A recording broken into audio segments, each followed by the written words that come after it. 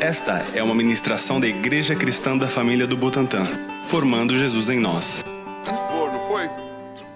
Se você chegou aqui depois das 6, já perdeu, né? Já perdeu. Então, chegue na hora, porque quem está em casa ainda consegue ligar e ainda tem até um rewind aí para poder olhar atrás, né? Mas quem está aqui ao vivo tem que pegar um momento. Mas você que está em casa, hoje você não sentiu o clima que estava aqui não, viu? Tá bom também aí no YouTube que eu vi, mas o ambiente que está aqui é um outro ambiente. Deus está nesse lugar, Deus tem um propósito conosco, aquilo que nós estamos sentindo tem um prosseguir, tem um encaminhar. E eu quero então abençoar a sua vida agora aqui com a palavra, declarando o propósito maior de Deus sobre todas as nossas vidas. É um desafio também, né? Vamos lá. Algum tempo atrás, conversando com um pastor de uma outra igreja, ele me falou que ele viveu uma crise um tempo atrás, exatamente 2 anos atrás, quando ele me procurou, eu tive condições de apoiá-lo nisso, e nessa crise ele falava: puxa Deus, eu estou fazendo tudo certo, eu estou jejuando, estou orando, estou me santificando, eu leio a Bíblia, não estou em pecado, está tudo ótimo, mas as coisas não acontecem. Parece que você vai, na hora H não funciona, não fecha, não acontece o negócio, a pessoa não diz sim, e aí então aquele redemoinho, aquela confusão, aquela crise, e ele não sabia explicar por quê. E ele orando, Deus falou para ele: culpa tua. E usou o exemplo de Elias e de Eliseu. Aí quando ele falou aquilo, eu nunca tinha pensado nesse aspecto da vida de Elias e de Eliseu. Eu não tenho tempo aqui para conversar muito sobre essa história toda, vou puxar agora pela memória de vocês, pelo conhecimento da história, principalmente de Elias, né? Que a de Eliseu fala um pouquinho mais. Mas Elias foi um homem escolhido por Deus, mas amargurado, solitário, complexado até, desejou a morte, achou que estava sozinho, que não valia a pena, que em vão ele tinha feito tudo aquilo. Elias tem uma história tremenda de sucesso, mas ao mesmo tempo tem um coração que se sente mal. Já o Eliseu, que é o sucessor dele, tem uma outra história. Elias briga com todo mundo. Eliseu é amigo de todos os reis, até dos reis inimigos, que eram os reis da Síria naquela época. Vive bem, tinha uma casa em Samaria, tinha um sítio onde ele ficava, andava junto com os santos, com os anciãos, era líder da escola de profetas. Vivia bem. E eu fiquei pensando, o que faz essa diferença, né? A diferença entre Elias e Eliseu. Então eu quero passear com vocês aqui nessa história, né? Como eu disse, eu não vou ler tudo aqui não, e até vou pular algumas coisas para ganhar o tempo. Mas você depois pode ir com calma ir lendo a história de Elias, que surge do nada, lá em 1 Reis 17. De repente, sem mais nem menos, surge o Elias, o Tisbita, que era a cidade de Tisbe, perto de Gileade, lá no alto. Naquela época havia o reino de Israel no norte e o reino de Judá no sul. Então ele morava em Israel, lá para cima, perto lá do Mar da Galileia. E ele já aparece no capítulo 17 para dar a má notícia. Nós aqui estamos para dar a boa notícia. Inclusive, nessa próxima sexta-feira, começa o plano da boa notícia. O dia da boa notícia é 1º de março, sexta, sábado, domingo, segunda. Aí, ó, tá aí na tela para vocês, né? A boa notícia é dia 1º de março. Então você já começa a se preparar aí. Eu quero que você, como igreja, se acostume a dar boas notícias. A saber que tem uma mensagem de boas novas, que é o Evangelho, que intrinsecamente é uma boa notícia. E a cada mês nós escolhemos um tema para ser a boa notícia. Inclusive, nesse feriado agora de carnaval, eu estive lá em Campina Grande, cidade da minha família, ou estado, né? Minha família de Cuité, uns 100 e poucos quilômetros de lá, para um evento que congregou, deu mais de 600 mil visualizações, todas as palestras, e nós tivemos um workshop falando sobre evangelismo digital, que foi o seminário mais visto. Tinha 900 a 1.000 pessoas online em cada um dos 3 dias, domingo, segunda e terça-feira, falando, ouvindo e pensando sobre evangelismo digital. E nós fizemos durante todo aquele evento, da quinta até a segunda-feira, o Dia da Boa Notícia, um Dia da Boa Notícia especial. 25 mil pessoas participaram do Dia da Boa Notícia. Normalmente, todos os meses, mais de 45 mil pessoas participam. Vamos ver agora nesse 1º de março. E você pode dar uma boa notícia. Você pode ser o portador de algo que transforma a vida de alguém. Isso é libertador.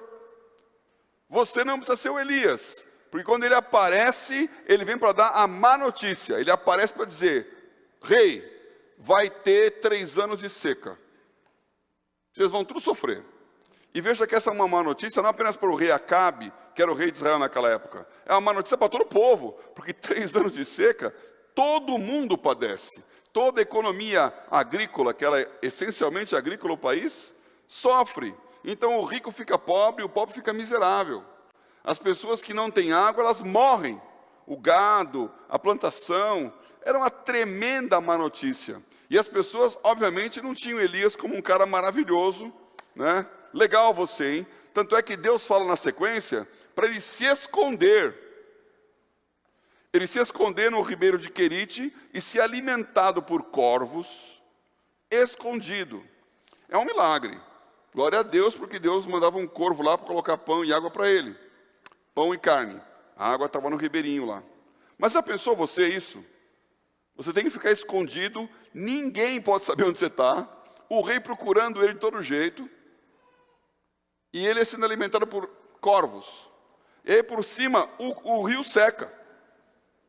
Aí Deus fala: vai para Sarepta, lá tem uma viúva que vai cuidar de você.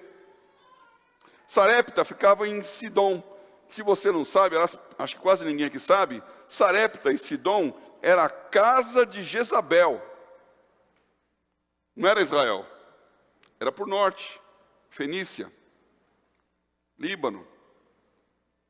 Deus manda Elias se esconder na cidade da rainha que estava perseguindo ele, Jezabel. Eu preguei algumas semanas atrás sobre esse assunto aqui, sobre esse Jezabel que está sempre falado como um espírito que assola a igreja, né? Então Elias tem que ir lá, ficar na casa de uma viúva, escondido, por conta da palavra dele que não ia chover. E enquanto ele está lá, o filho da viúva, ele faz aquele famoso milagre da multiplicação do azeite. É nesse lugar aí, que a viúva estava lá morrendo, lá de fome, e ele pede para fazer um bolo, e ela fala que não tem para nada, ela fala: faz para você e para mim, e enquanto você estiver aqui, esse azeite não vai acabar, e o azeite não terminou. Só que o filho daquela mulher ficou doente.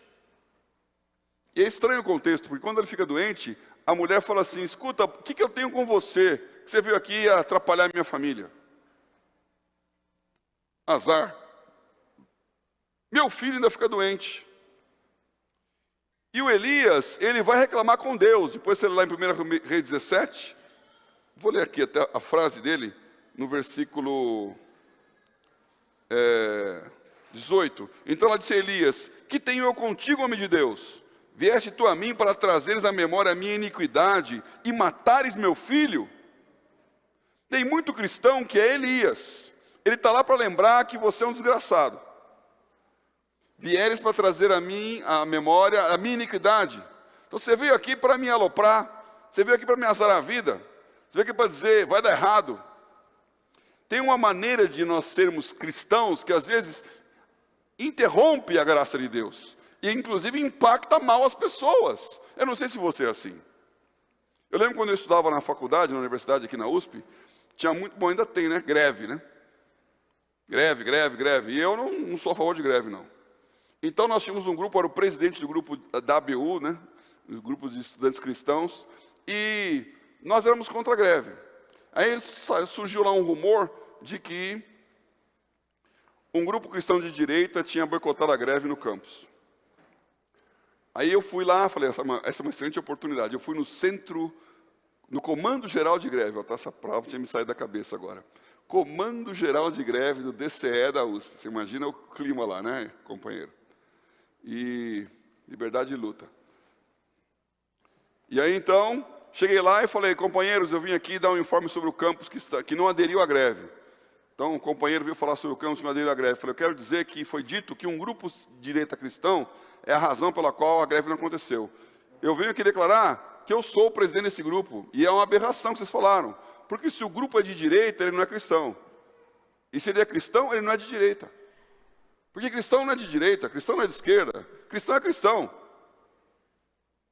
Aí quando eles perceberam que eu estava falando de cristianismo, queriam cortar a palavra. Esse pessoal do movimento estudantil é muito democrático, você imagina, né? Muito democrático.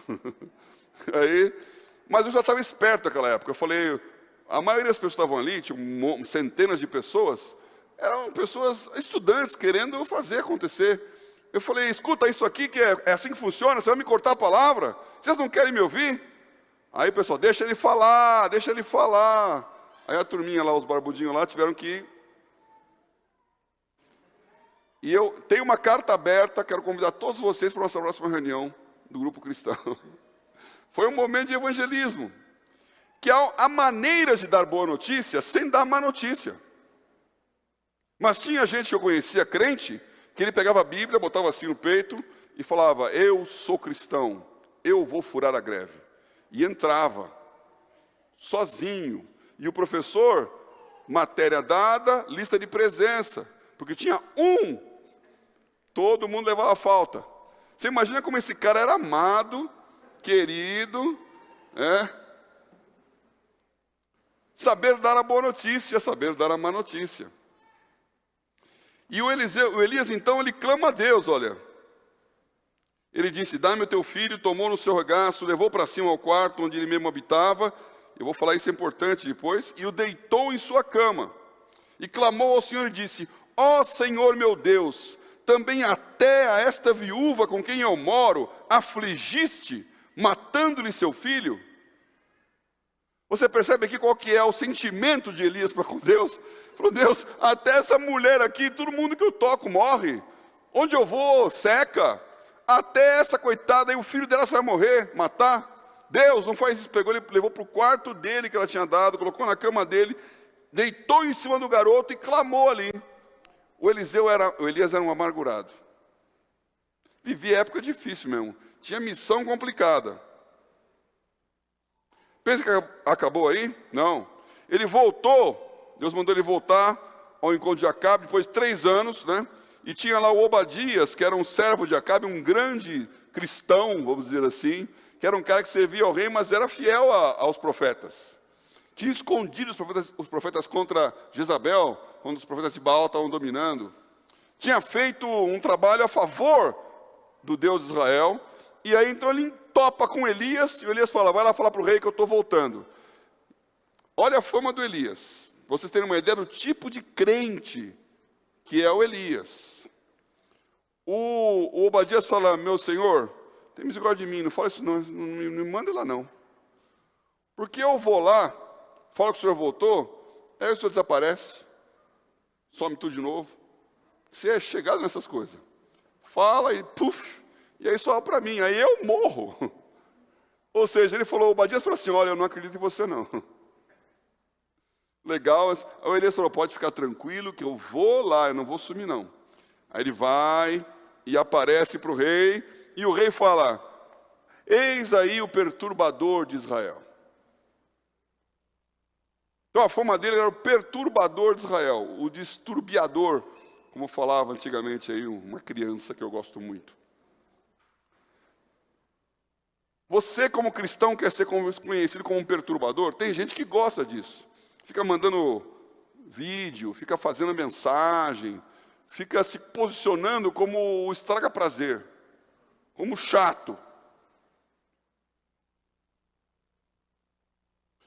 Vem aí então aquela passagem famosa, no capítulo 18, em que Elias convoca todo mundo para o Monte Carmelo, para falar, choque dos reis, vamos ver quem é Deus, Baal ou Deus.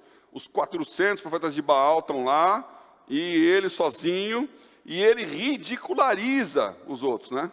Porque ele faz aquele desafio, fazemos 2 altares, colocamos, invocamos nossos deuses, vocês invocam o seu Deus que é Baal, eu invoco o meu Deus de Israel, Jeová, e quem descer fogo do céu é Deus. Vocês primeiro. Aí eles ficam lá a manhã inteira, até o meio-dia, se matando, se cortando, se imolando e adorando, e Baal não ouve falar, fala mais alto. De repente o Baal está lá dormindo nessa hora, quem sabe ele está no banheiro. Ele ficou lá cutucando os caras. A minha pergunta é, será que ele precisava fazer isso? Porque muitas vezes nós temos uma maneira de agir que agride as pessoas. Você está com a razão, você está fazendo coisas certas, mas ao mesmo tempo, você é o chato de plantão.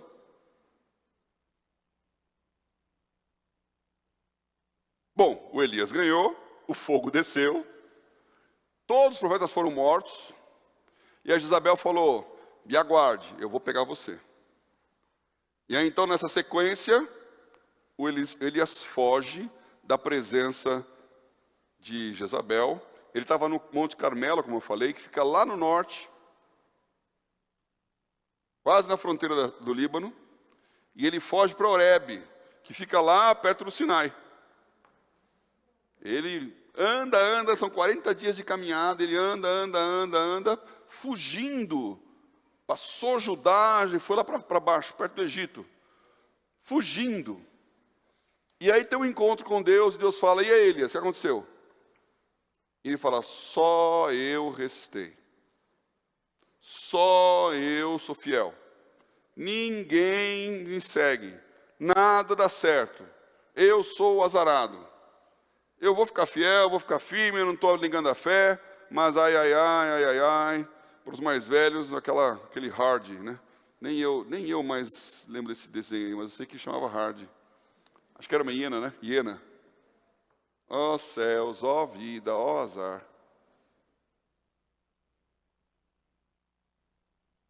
E Deus ali fala com Elias. Fala, Elias, eu gosto muito de você, você é um cara legal, viu? Você é um cara fiel, você é um cara certinho, você é um cara super competente. Você é tão competente que para te substituir eu vou ter que colocar 3. Mas virou o fio. Você não tem mais jeito não. O seu coração está muito amargurado, você não consegue mudar. Então eu vou pegar você para mim. E aí vem a graça, o amor, o cuidado de Deus. Mas ele também diz, agora tem um negócio, você está enganado. Você não está sozinho em coisa nenhuma. Tem 7.000 pessoas que não dobraram os joelhos para Baal. Você nunca está sozinho. Você nunca é o dono da verdade. Você nunca é o único certinho na história. Deus, Ele levanta pessoas. E nós temos que entender que o nosso trabalho com Deus não é pesado, como muita gente leva. E gosta de reclamar da ineficiência alheia. Marquei e não aconteceu, fiz e não fez, incompetente, cai fogo do céu em cima desse infeliz, imbecil. Aí você começa a elevar as palavras. Para não falar da macumba evangélica, né? Em nome de Jesus, você vai ver, se eu sou de Deus, alguma coisa aí vai acontecer com você. Grande amor, né? Tem crente que respira essa raiva, essa ira, esse ódio. E se sente injustiçado pela história. E Deus tem que te tratar com todo cuidado, todo carinho, e falar, meu amigo, você não é o único não, tem mais gente. Mas eu vou te tratar bem. E aí então, isso é 1 Reis 19, vou ler aqui. 1 Reis 19. 16. Não, vou ler um pouquinho antes. 14. Elias dizendo: eu tenho sido em extremo zeloso pelo Senhor. Eu não falto nunca, eu chego no horário, eu respondo às minhas obrigações, eu sou super executivo. Eu tenho sido extremamente zeloso pelo Senhor, Deus dos exércitos, porque os filhos de Israel deixaram o teu concerto, derribaram os teus altares, mataram os teus profetas à espada, e eu fiquei só. E busco a minha vida para me atirarem. E o Senhor disse: vai, volta pelo teu caminho para o deserto de Damasco, vem e unge a Azael, rei sobre a Síria. Também unge a Jeú, filho de Ninsi, ungirás rei de Israel. E também Eliseu, filho de Safate, de Abel-Meolá, ungirás profeta em teu lugar. E há de ser que o que escapar da espada de Azael, matá-lo-á Jeú. E o que escapar da espada de Jeú, matá-lo-á Eliseu. Também eu fiz ficar em Israel 7.000, todos os joelhos que se não dobraram a Baal, e toda a boca que o não beijou. Essa é uma bronca que Deus está dando em Elias. E falou assim, ó, troca. Sai Elias e entram os 3 aqui. O interessante é que Elias volta, e no caminho, partiu, pois, Elias dali e achou Eliseu, filho de Safate, que andava lavrando com 12 juntas de bois adiante dele. E ele estava com a 12ª. Elias passou por ele, lançou a sua capa sobre ele, então deixou ir os bois, correu após Elias e disse: deixa-me beijar a meu pai e a minha mãe, e então te seguirei. E ele disse: vai e volta, porque que te tenho eu feito? Voltou, pois, de trás dele, e tomou uma junta de bois, e o matou, e com os aparelhos dos bois cozeu as carnes, e as deu ao povo, comeram. Então se levantou e seguiu Elias, e o servia. Você vê que começa uma relação de discipulador e discípulo aqui. Mas desde o começo, o Elias continua chato. Deus mandou ele fazer, não foi ele que escolheu o Eliseu. Deus falou: vai lá e pega o Eliseu. Aí ele vai lá, vê lá o Eliseu lavrando a terra. Dá para imaginar, aqui fala que o Eliseu morava nesse lugar aqui, né? Meolate, era filho de Safate. Dá para imaginar que ele era bem de vida, tinha 12 juntas de bois. Não era para qualquer um, não. Então ele era bem de vida. E provavelmente jovem, porque quando você vê a história de Eliseu, a gente vai ver aqui, ele teve mais de 50 anos no ministério dele. Então ele era garotão, jovenzinho, devia ter uns 20. Quando aconteceu isso? Não era nem casado, morava com os pais. Eliseu joga a capa, que tem aquele sinal, e ele fala: posso ir me meus pais? E a resposta dele, ele fala: o que eu tenho contigo, meu? Faz o que você quer aí, uma volta. E começa então um discipulado difícil, porque o Elias continuava neurastênico, chato. O copo já veio aberto, hein? Já veio bebido também? Ok, é um Covid eu tomar esse copo aqui, é isso? Alguém abriu? Vou tomar desse lado. Estou dando uma de Elias, está vendo? O cara veio aqui, botou a água, abriu para mim e eu estou reclamando.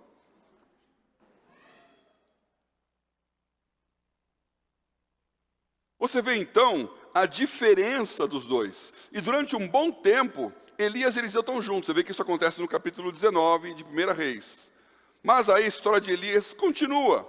Ele aparece novamente no capítulo 20. O Acabe vai para a guerra, junto com o Josafá, que é o rei de Israel. E nessa guerra, eles chamam um profeta, e Deus manda um profeta para abençoar, para falar: faz assim, faz assado, você vai ganhar. Mensagem positiva. Era Eliseu? Era Elias? Não. Era um outro profeta que apareceu lá, 20 no versículo 13, no versículo 22, você pode ir lá. Um outro profeta apareceu para dizer: faz isso e vai dar certo. Faz assim porque Deus deu a vitória.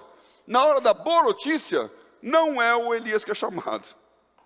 Elias é especialista em má notícia.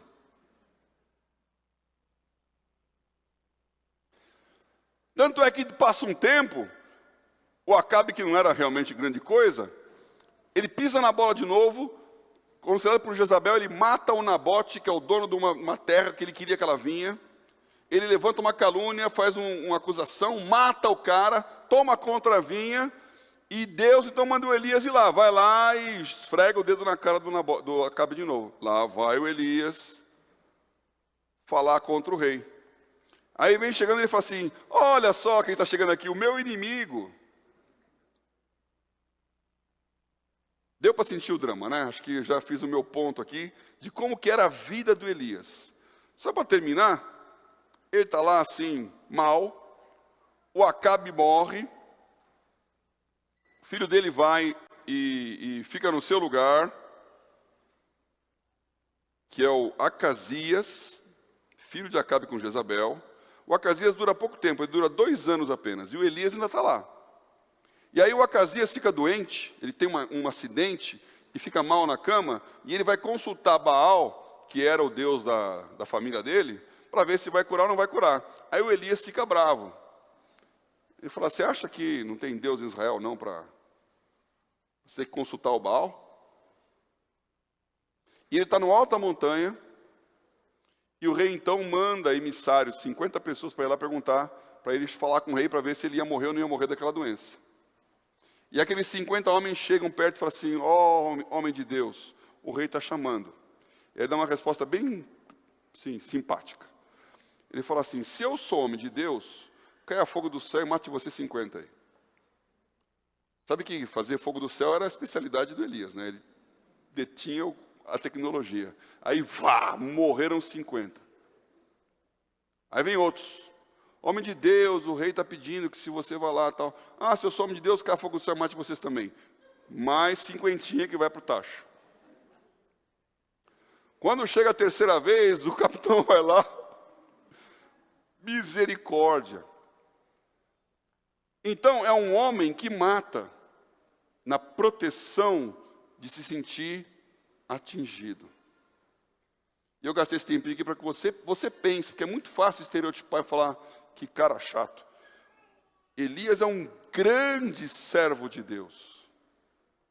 E eu cantava quando era criança, Elias orou e o fogo desceu. Josué orou e o sol parou. No Novo Testamento, Pedro e Paulo falam que Elias era um homem igual a cada um de nós, mas ele falou para Deus e 3 anos não choveu. Elias é o grande profeta que não morreu, ele foi trasladado ao céu. Elias é aquele que aparece na transfiguração com Jesus. Elias é muito bom. A pergunta aqui é se você está ouvindo esse som que eu estou ouvindo aí. Diáconos. Se você se sente amargurado como Elias também, um pouquinho de certeza de que nunca vai dar certo para o teu lado, e que você vai ser fiel e tal, mas que Deus é complicado, que as coisas são difíceis, que o negócio demora, que as pessoas desistem, que você precisa sempre crer que vai dar errado para depois dar certo. E eu quero então contrapor isso ao Eliseu. Eliseu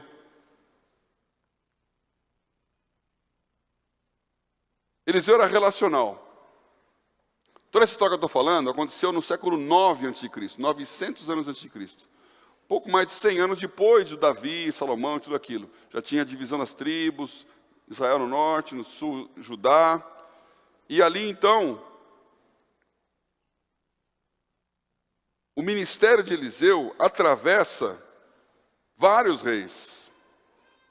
Acabe, junto com Elias. Acasias, que era esse rei que morreu no final de Elias lá. Aí vem Jorão, que era o filho de Acasias. 12 anos do reinado de Jorão. Aí vem o Jeú, que foi aquela pessoa que Deus falou para Elias: vou levantar Jeú, vou levantar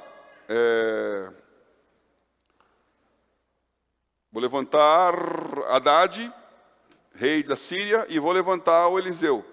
E os 3 vão dar conta do que você tinha que fazer.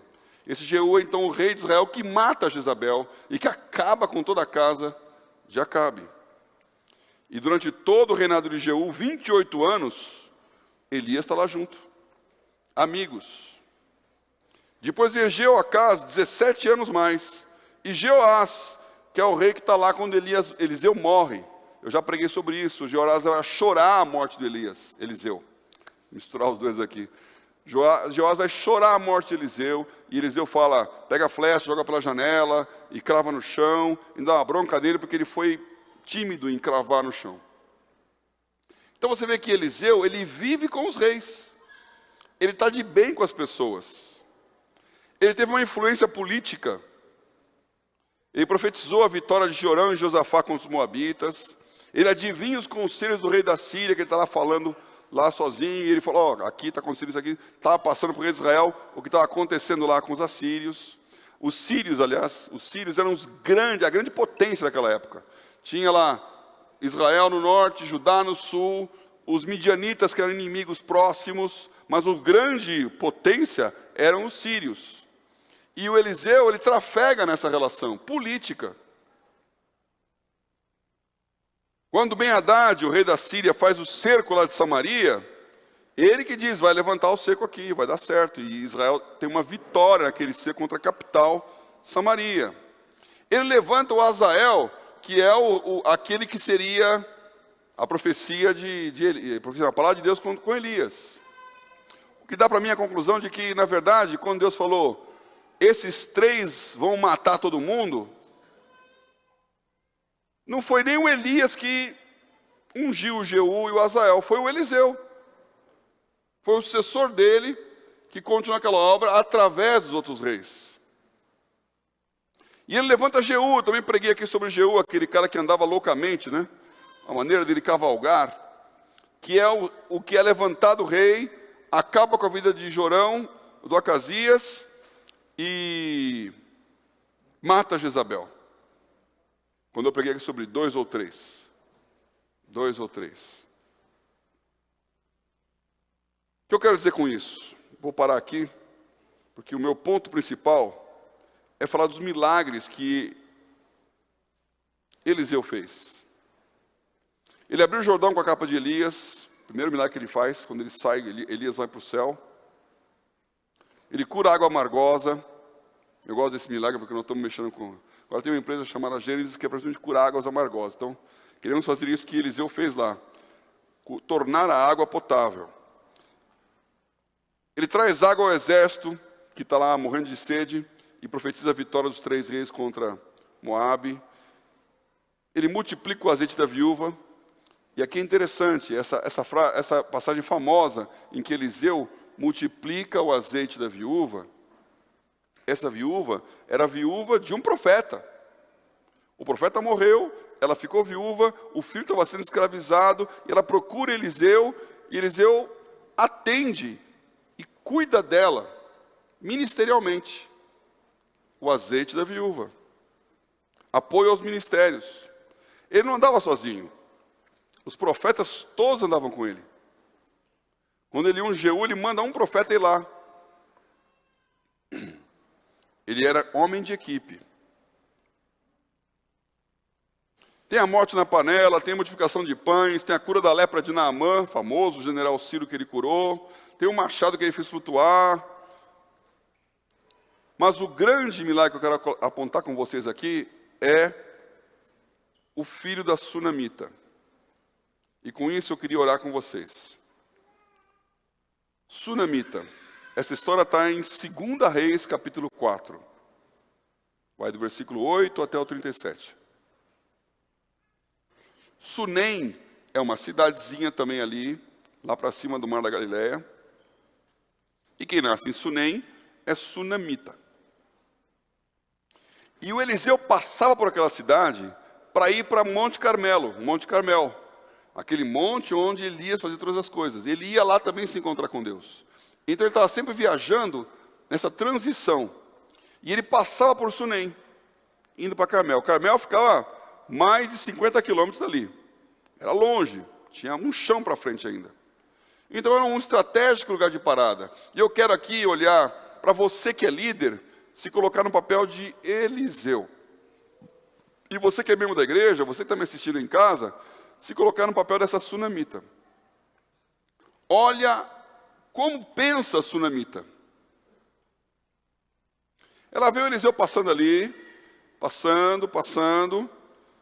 Então ela fala, esse cara vai lá para Carmel, eu vou dar comida para ele aqui.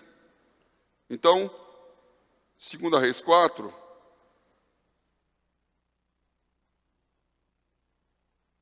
havia ali uma mulher rica, a qual reteve a comer pão. E sucedeu que todas as vezes que passava ali, se dirigia a comer pão. Então ficou um lugar em que ele podia ter uma refeição.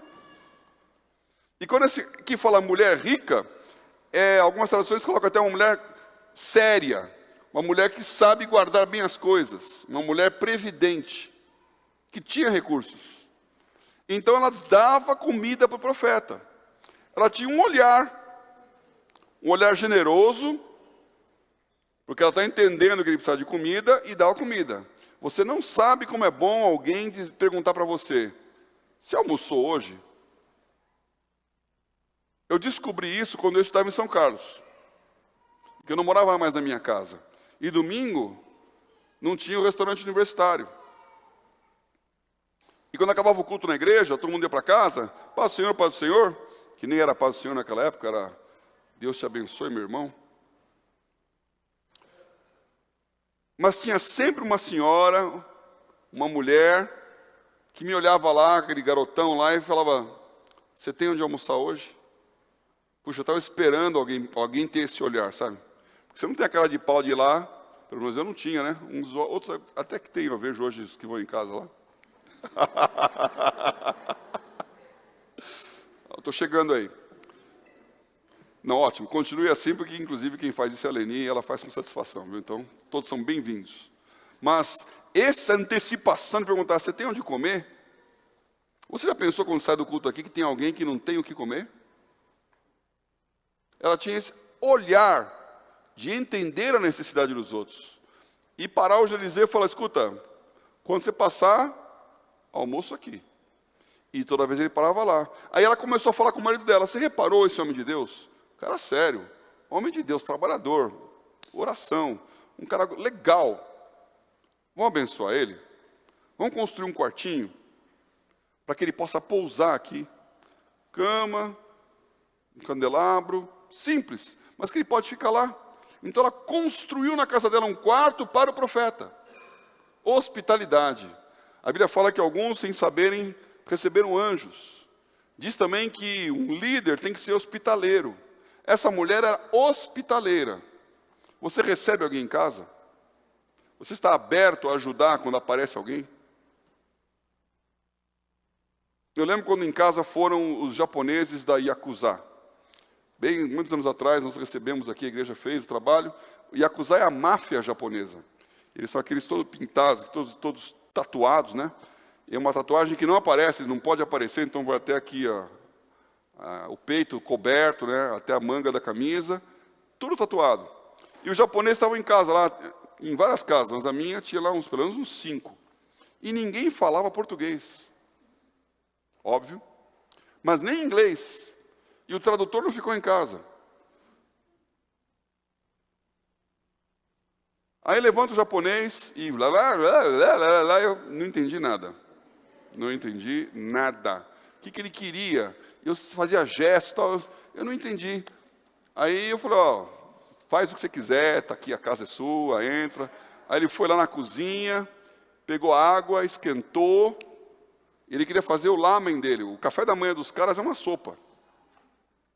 Então a gente colocou a mesa lá, pão, queijo, requeijão, tudo que você come, um café da manhã maravilhoso aqui. Ele olhou tudo aquilo e falou, bah. Eu quero água quente, pegou o pozinho dele lá, chuchu, ok. Aí o outro, blá, blá, blá, blá, blá, blá, eu não entendi o que ele está fazendo, ficou por isso mesmo. Passou um tempo, a minha casa tem um muro na porta da frente e tem um visor para você olhar para fora, né? E aquele visor é um vidro bem espesso. Quando eu vejo, o cara está lá fazendo a barba, com uma tigela de água assim, no vidro. Não tinha espelho no quarto dele. E ele perguntou do espelho, não conseguia entender o que era, ele achou o espelho e fazer a barba lá. Então eu falei, bom, hospitalidade, né? As pessoas não queriam receber com medo, porque era máfia japonesa. Essa mulher olhou e falou, ó, vamos fazer um quartinho para esse cara aqui. Fez o quartinho e colocou lá. Aí o Eliseu viu que ela era boa e falou, escuta, você precisa de alguma coisa? Eu conheço um general do exército, eu conheço o presidente, alguma coisa que você queira que eu peça para eles por você? Eliseu era bem relacionado. E ela falou, não, eu estou bem no meio do meu povo. Ou seja, ela estava feliz com a vida dela. Ela não estava fazendo aquilo para conseguir um favor. Porque quando você conhece uma pessoa rica, você faz um monte de coisa porque ele é rico, quem sabe tem uma resposta. Ela não estava esperando a resposta. Ela fazia porque era do coração dela. Como diz o Salmo, eu não me exercito em grandes assuntos. Aí o Geazi reparou que ela não tinha filhos e que o marido dela era velho. Ele falou para Eliseu, olha, acho que ela precisa de um filho. Aí o Eliseu disse, você, quando passar o tempo, vai estar com um filho no seu colo. E ela falou, não fala assim, meu senhor, não fala assim. E o filho dela nasceu. Então, Eliseu predisse o nascimento do filho dela. E aquele filho foi crescendo, o Eliseu passando lá, indo para o Carmelo, e estava no campo com o pai, começou, ai que dor de cabeça, uma crise. E o pai falou, vai com a tua mãe, que é o que os pais sabem fazer quando os filhos ficam doentes. Vai com a tua mãe. E o filho chegou, a mãe pegou ele, dói, e ele morreu no colo da mãe. O que aquela mulher fez quando o filho dela morreu? Ele pegou o filho e colocou no quarto do profeta. Chegou para o céu e falou assim, albardoa, né, sela o cavalo, arruma a coisa, e eu vou atrás do profeta lá em Monte Carmelo, 50 quilômetros para frente. E se alguém perguntar qualquer coisa, fala, vai tudo bem. O marido dela perguntou, você vai atrás do profeta porque aconteceu alguma coisa? Não, vai tudo bem. E foi embora. E lá perto, Eliseu estava no monte, vê a mulher chegando e falou, a Sunamita está vindo aí. Geazi, que era o servo dele, vai perguntar para ela se está tudo bem com ela, com o marido e com os filhos, com o filho. E o Geazi vai, pergunta, e ela fala, vai tudo bem. Obviamente não ia tudo bem, o filho dela tinha morrido. Mas aquela mulher não estava fazendo escândalo. Das duas uma, ou ela acreditava que alguma coisa ia sair de bom daquilo, então vai tudo bem, porque ainda não acabou essa história. Ou então ela ia reclamar com quem tinha condições de resolver o problema dela, não com os outros. Que já é também uma grande qualidade. E quando te apertam o seu calo, você vai contando para Deus e o mundo que pegaram o teu calo. Espalhando a notícia. Contida. Uma qualidade excelente de uma mulher. Não é faladeira. E quando chega diante do profeta, ela se derrama. Começa a chorar. E agarrar ele no pé ali. E o Geazi quer puxar ela. E Eliseu fala, deixa, ela está muito angustiada.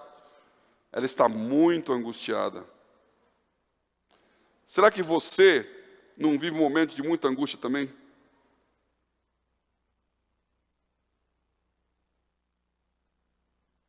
Que não tem jeito. Eu já vivi situações assim. Que você não consegue falar de perturbação. Eu já vi más notícias que chegam. Que você fala, agora morri. Agora não tem mais jeito. Agora acabou. Você esquece seu nome. Eu lembro de uma sexta-feira que eu tinha que vir à igreja, que tinha culto sexta-feira, e eu era o líder da música. Eu que tocava e dirigia a música. Eu estava com a cabeça tão perturbada pelas más notícias que eu não conseguia lembrar a letra da música. Eu não sei como é que eu fiz aquele louvor. Hoje, aqui no louvor maravilhoso, né, chorando no louvor aqui, pensa como é bom estar com Deus. Como é bom quando você está com a sua alma em paz. E quando você confia em Deus. E sabe que Deus está no controle. Porque Deus está no controle. E aquela mulher chega lá e se derrama. A alma dela está triste de amargura. E o Senhor me encobriu e não me manifestou. Foi o que Eliseu disse para o Geazi.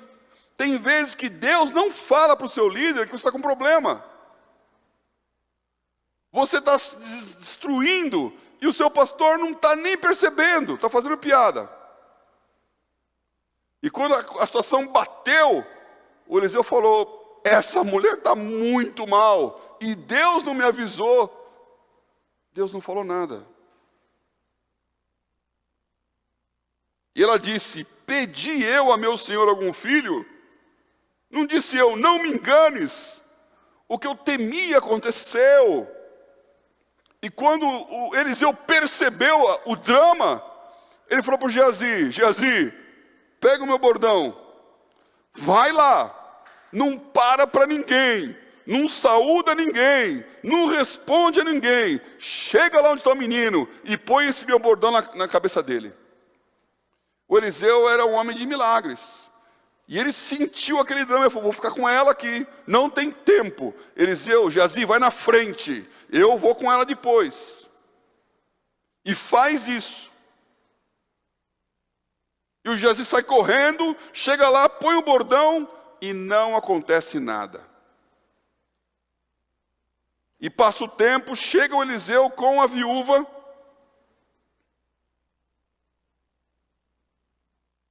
E essa frase eu gosto muito, viu? Porque eu fico pensando em vocês aqui, o que o Eliseu falou para ela.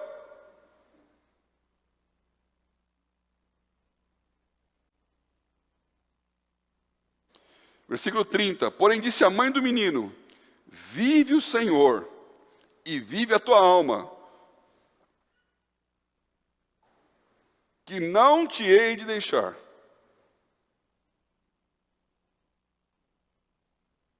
Essa é uma palavra de um pastor. Não sei por que está acontecendo isso. Deus não me falou nada. Eu estou fazendo o que eu posso. Mas eu vou te prometer uma coisa, eu não vou te deixar. Se você é membro da Igreja da Família, você tem que ouvir do seu pastor. Você não vai ficar sozinho. Nós falamos isso em março. Você não vai ficar sozinho. A crise pode vir, e vem. Vem a doença. Mas olha, nós não vamos te deixar. Eu vejo a Aline atendendo literalmente centenas de pessoas. E às vezes tem irmãos aqui da igreja. E quando vem o desespero, ela fala assim, você não está sozinho. Tem que fazer vaquinha para poder pegar a grana, para poder comprar o remédio, nós vamos ajudar você. Porque isso é ser igreja. Então, saiba disso você que está aqui me vendo e você também aí. Esse compromisso de Eliseu é um compromisso de um pastor. Eu não vou te deixar na mão. Ele falou isso, o Geazi estava indo lá. Aí o Geazi volta e fala, não deu certo. Não despertou o menino. Chegando Eliseu àquela casa, eis que o menino jazia morto sobre a sua cama. Então entrou ele e fechou a porta sobre ele ambos e orou ao Senhor. É a mesma situação do Elias. Um menino morto no quartinho dele, na casa de uma viúva. E ele orou a Deus. Como é essa oração, né? Subiu, deitou sobre o menino, pondo a sua boca sobre a boca dele, os seus olhos sobre os olhos dele, as suas mãos sobre as mãos dele, se estendeu sobre ele e a carne do menino aqueceu. Ele fez exatamente aquilo que o Elias tinha feito. Ele aprendeu. Mas o menino não levantou. Depois voltou e passeou naquela casa de uma parte para outra. Essa frase é fácil de falar, é difícil de viver. Porque você está pensando, e agora, e agora, e agora? Deus, essa mulher não pode perder essa criança, não é possível que isso vai acontecer. Nós temos as nossas angústias. E tem vezes que você pensa, e agora, e agora, e agora? Eu não sei. Mas eu vou ficar aqui até chegar a essa resposta. E ficou andando de um lado para o outro, lá, de um lado para o outro, pensando, assim, eu vou subir de novo. E ele sobe, estendeu sobre ele, e então o menino espirrou 7 vezes e abriu os olhos. Então chamou a Geazi e disse, chama essa sunamita. Chamou e veio a ele e disse, toma o teu filho. Funcionou. Eu quero orar com vocês aqui, para terminar esse culto, dizendo que esse é um compromisso nosso de igreja.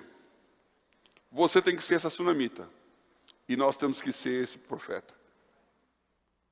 Você tem que ser essa pessoa que tem esse olhar, que tem essa atenção, que tem esse cuidado, que tem esse amor, que tem essa condição de pensar, ele precisa de um prato de comida, ele precisa de uma cama, ele precisa de uma logística. Esse cara é homem de Deus, eu vou honrar a vida dele. E o homem de Deus, e eu tenho, só que no Butantã são 7 pastores, né? Os líderes de ministério, líderes dos jovens, líder de intercessão, qualquer um dos nossos líderes aqui, são esses homens e mulheres de Deus que tem que dizer assim, olha, não vou deixar você na mão. Está doente? Não vai ficar na mão. Chegou uma notícia, eu não tenho resposta. Mas eu não preciso ter resposta, eu tenho que ter presença. Porque eu não sei todas as coisas, não sei. Não sei porque Deus permite coisas que são sem sentido, aparentemente injustas. Mas nós não estamos aqui para questionar a Deus. Nós estamos aqui para buscar a face dEle e fazer o que for preciso. E fazer o mais difícil. Se é para deitar em cima daquela criança e ficar lá e falar, acorda. Eu lembro do pastor Rolando, que chegou hoje aqui da Bolívia, né? Quando a esposa dele estava morrendo, ela teve uma pancreatite, uma doença fatal. E foi desenganada, estava internada na UTI e ia morrer. E o médico falou, esta noite. Então ele vai para o quarto dela, ele tira a roupa, fica nu, deita no chão e começa a clamar. Deus, eu preciso de um milagre agora.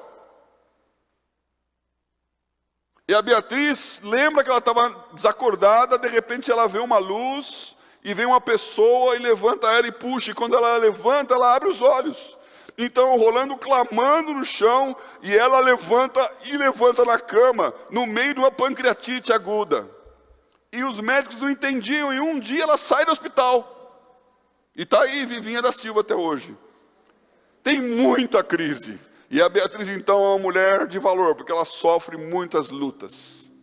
E a gente não entende por quê, mas uma coisa a gente faz, fica andando de um lado para o outro, e clamando a Deus. Então agora eu quero clamar por vocês. Fique de pé no seu lugar. Nós vamos clamar aqui, que Deus tenha misericórdia da sua vida, que Deus tenha misericórdia da nossa igreja, que Deus te livre do mal. E se alguém aqui está num momento de angústia, esta é a hora, porque você não está sozinho. Tem muita gente que constrói casinha para pastor aqui. Tem muito irmão abençoado que tem esse olhar de dar o dinheiro, de dar o tempo, de fazer a comida. Porque isso é ser igreja. Nós não estamos aqui num negócio. Nós estamos aqui numa família. Nós somos a igreja cristã da família. Eu quero abençoar a sua vida. Eu conheço pessoas que tiveram más notícias. Eu sei até de pastores e líderes que estão sofrendo aí lutas. Tem gente com doença na família. Tem gente com problemas financeiros. Tem gente com ansiedades e angústias. Essa nossa sociedade está doente. Um dos maiores desafios da sociedade moderna aqui, pós-Covid, saúde mental. Mas nós estamos aqui no nosso quartinho, nós vamos colocar você na nossa cama. E nós queremos orar por você. Para que você não seja um Elias amargurado. E para que Deus responda a sua oração, como respondeu a oração do Eliseu por aquela mulher. Feche seus olhos.